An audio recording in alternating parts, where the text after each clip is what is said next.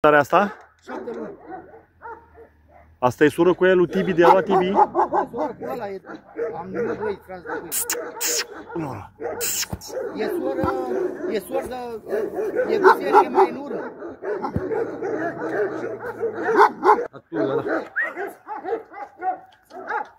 Au ce gros e așa. Omă. Ona.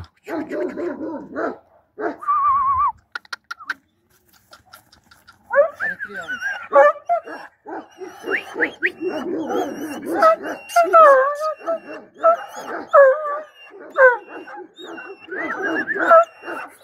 Nu e ură, bă. Ah, e urât sau. 3 ani.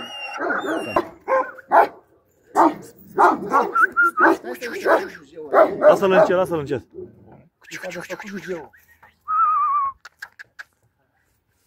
Deci ăsta e din cățeaua aia de la mine și din median.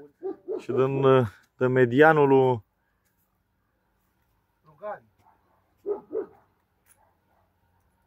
Așa, așa, așa.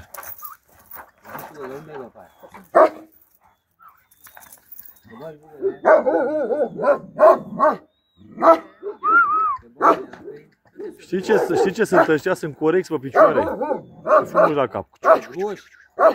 Da, mă, la căței. Nu, cheamă-l încet, să nu. Cheamă la tine. Hai, lasă-l încet. E frumos să știi. Și lată și frumos. Uite ce frumos lată ăla. Nu. I-am mai dat unul lui ăsta, zi, la Pitești. Deci ăsta e între median ăsta. Deci ăsta e cât are?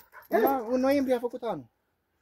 Mamă, ce seamănă cu Taso. Deci ăsta e identic ăla de la cumpărat Gabi de la median. E corect. Un câine corect. Stă bine pe picioare. N-ai treabă. Adică nici mare, nici mic. Nu? Pe cum? Hai. Păi ăsta luai de la ăla cu 50 de milioane. De la medianul? De la median. Stai liniștit. Păi Gabi cu ăla cu 45 de milioane. Și aia ce e cu ea acolo? Bine. Ia să văd și pe ea.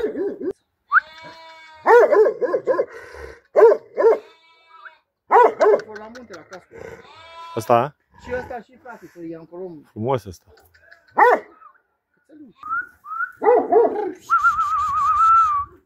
Le-am tuns așa. Hai să ai vanul bun aici. Învățați că când voi și dau cu Da, băi. Bun miei, să știi. Bun.